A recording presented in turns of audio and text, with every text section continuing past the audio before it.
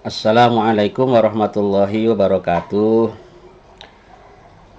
Alhamdulillahirabbil alamin wa bihi nasta'in ala umuri dunya waddin. Wassalatu wassalamu ala Rasulillah wala haula wala quwata illa billah. Alhamdulillahirabbil alamin. Para mahasiswaku, hari ini kita ketemu dengan saya di mata kuliah Filsafat Ilmu. Sebelumnya, mari kita berdoa dulu agar kita senantiasa diberikan kekuatan, iman, dan Islam, serta diberikan ilmu yang bermanfaat. Ala hadiniyah wa kulli niyatin sholihah wa liridho illahi ta'ala wa li syafaati rasulillah. Al-Fatihah. A'udzubillahi minasyaitonir rajim. Bismillahirrahmanirrahim. Alhamdulillahirabbil alamin. Arrahmanir rahim. Maliki yaumiddin. Iyyaka na'budu wa iyyaka nasta'in. Ihdinas siratal mustaqim. Siratal ladzina an'amta 'alaihim ghairil maghdubi 'alaihim waladdallin. Rabbighfirli wa liwalidayya amin. Baik, saudara-saudara para mahasiswaku, sebelum saya menyampaikan apa yang menjadi konsen kita di mata kuliah Filsafat Ilmu ini, terlebih dahulu saya ingin memperkenalkan diri. Saya adalah Toto Soeharto, guru besar bidang Filsafat Pendidikan Islam di IAIN Surakarta. Mata kuliah Filsafat Ilmu ini terkait juga dengan filsafat sesuai dengan bidang keilmuan saya. Tentang saya, saudara-saudara mahasiswaku bisa melihat di Google. Di Google, klik nama saya di situ, nanti akan muncul siapa saya. Baik, saudara-saudara, mata kuliah ini sesungguhnya adalah mata kuliah pengantar yang ingin memberikan wawasan dan pemahaman kepada para mahasiswa terkait dengan bagaimana seluk-beluk filsafat ilmu. Hubungan antara filsafat dan ilmu itu seperti apa, kemudian lahir konsep-konsep dasar tentang filsafat ilmu, bagaimana sebuah ilmu dibangun. Ini adalah konsen mata kuliah kita dari mata kuliah Filsafat Ilmu ini. Tetapi yang terpenting dari kuliah ini adalah harapannya bisa membangun perspektif keilmuan di dalam tradisi keilmuan PTKI yang sekarang lagi diramaikan, yaitu namanya konsep integrasi. Nah, harapannya mata kuliah Filsafat Ilmu ini bisa menjadi bahan refleksi saudara-saudara mahasiswa dalam membangun konsep integrasi keilmuan Islam yang seperti apa yang bisa dibangunkan untuk kajian keilmuan di PTKI. Ini adalah sekedar pengantar untuk bagaimana kita mendiskusikan wacana-wacana yang ada di dalam filsafat ilmu. Nah, ada 3 kompetensi dasar yang ingin dibangunkan dari mata kuliah ini. Tentu saja harapannya mahasiswa bisa memahami konsep dasar teoritis filsafat ilmu.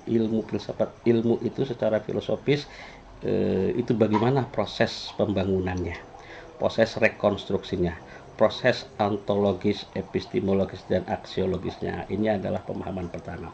Yang kedua, tentu saja para mahasiswa akan diajarkan tentang bagaimana konsep integrasi ilmu dalam Islam. Ya, ini berbeda dengan filsafat ilmu yang diajarkan di PTU, Perguruan Tinggi Ilmu, UNS, UGM, dan lain-lain. Filsafat ilmunya tidak mengenal konsep integrasi.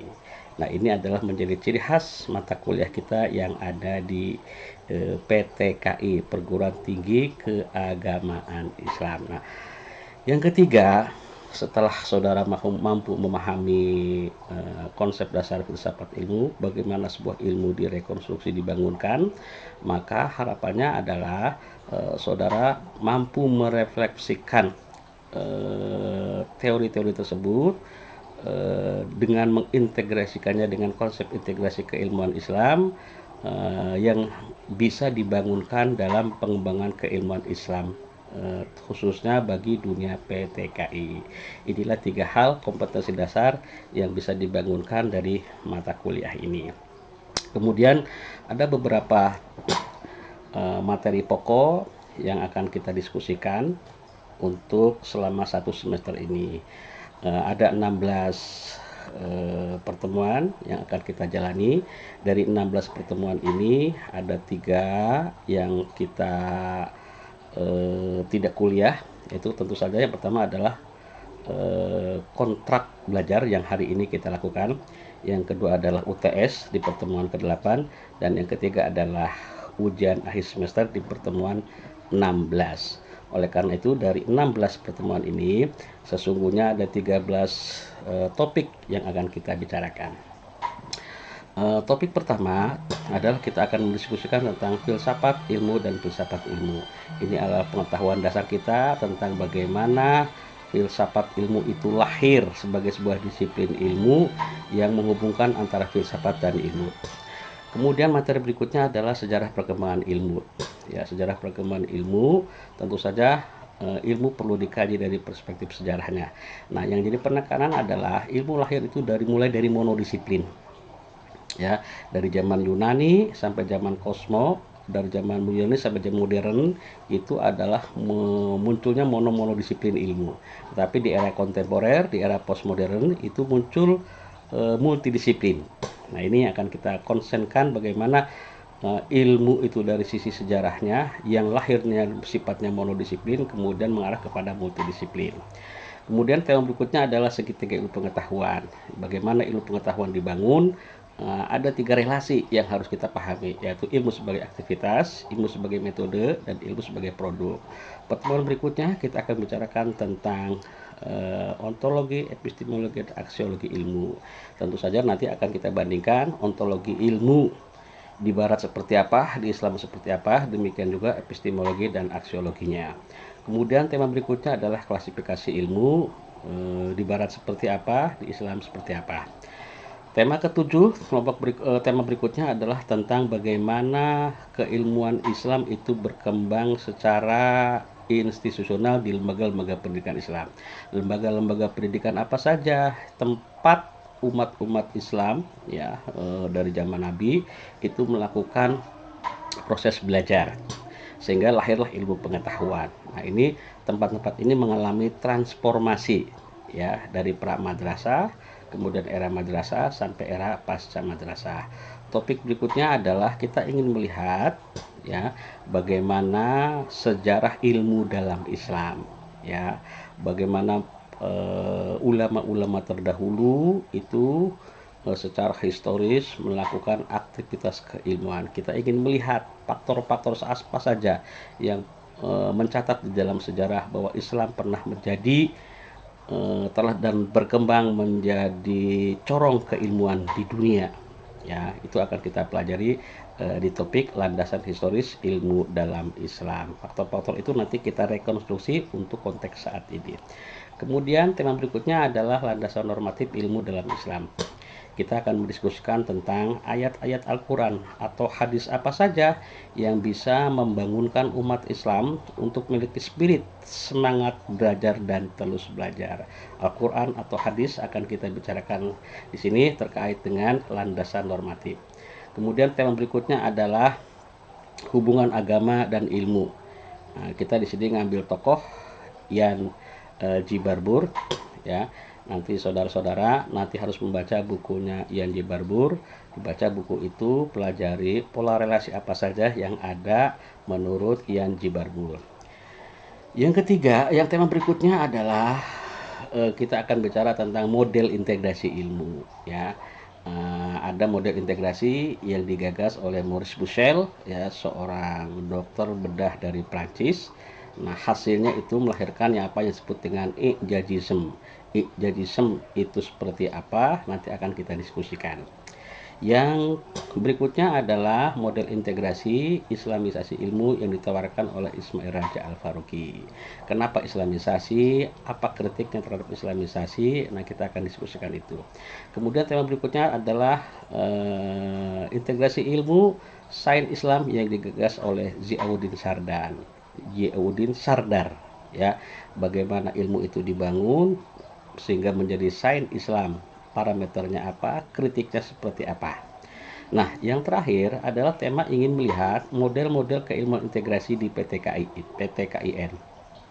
Kita sekarang sudah memiliki banyak UIN dan insya Allah UIN Surakarta juga akan menjadi UIN Raden Mas Said Surakarta mungkin beberapa bulan ini ke depan. Nah, tapi model keilmuan seperti apa yang ingin dibangunkan untuk keilmuan integrasinya, ya.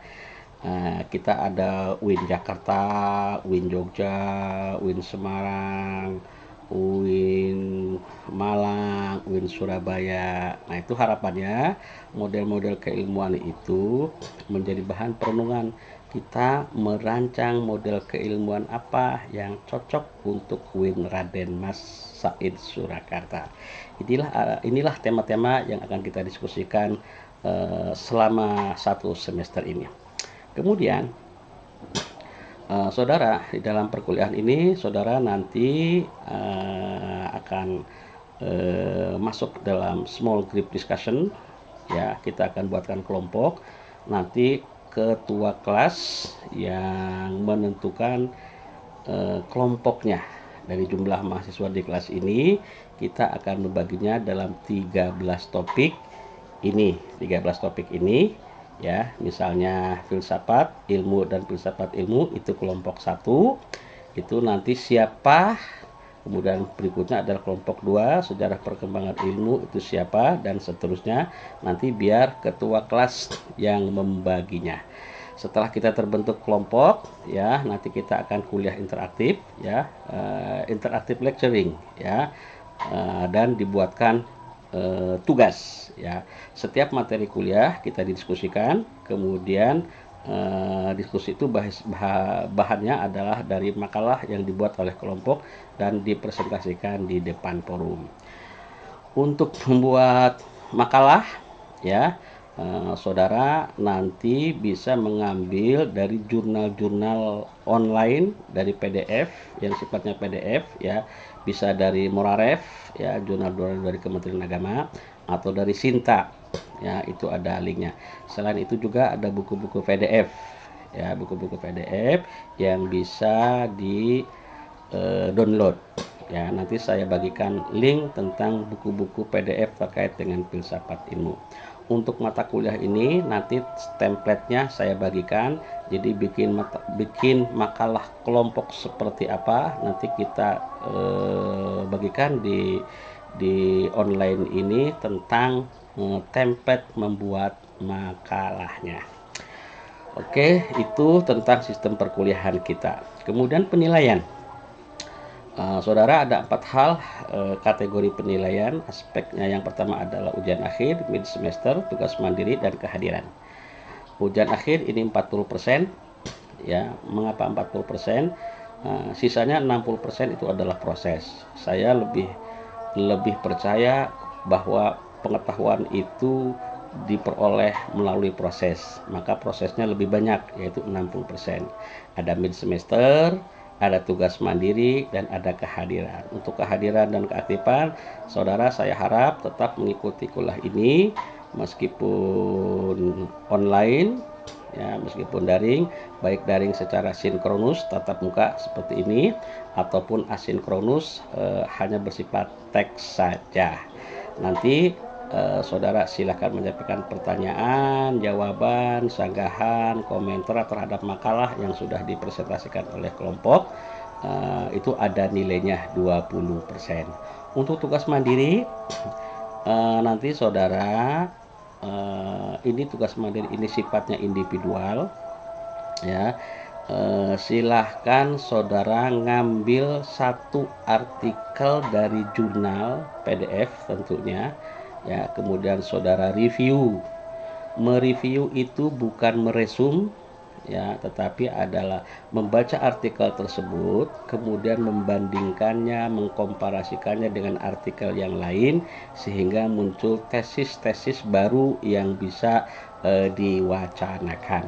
Nah, ini review ini nanti saudara sampaikan dalam bentuk video. Jadi saudara merekam reviewnya itu dari satu artikel itu, saudara sampaikan pandangan penulis, kemudian pandangan penulis itu ada teori yang diperkuatkan, serta hasil bacaan saudara sehingga memunculkan pandangan saudara terhadap artikel tersebut. Dibuat dalam YouTube 5 menit dalam bentuk video, nanti diunggah ke YouTube. URL-nya nanti bisa dikirim ke grup WA. Nah, saudara, saya kira ini hal-hal yang terkait dengan proses perkuliahan untuk mata kuliah filsafat ilmu. Demikian, mudah-mudahan berkenan dan menjadi dasar untuk kita melaksanakan topik-topik berikutnya. Segala pertanyaan bisa disampaikan ke grup PA. Demikian, terima kasih. Mari kita akhiri dengan bacaan Alhamdulillah. Alhamdulillahirabbil alamin. Wassalamualaikum warahmatullahi wabarakatuh.